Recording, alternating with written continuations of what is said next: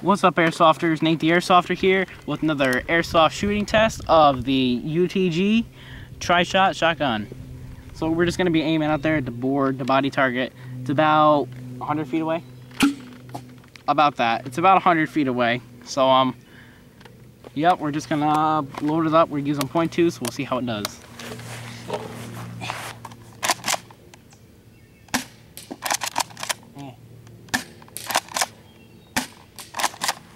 Zoom in a little bit.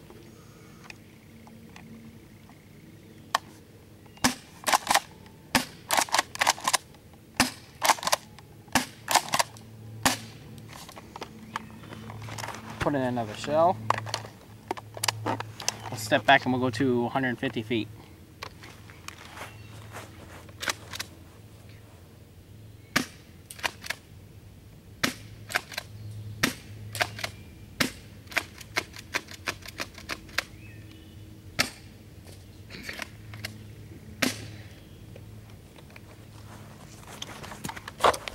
Alright, that's it for this airsoft shooting test. Please like, rate, and subscribe, and Nate the Airsofter is out.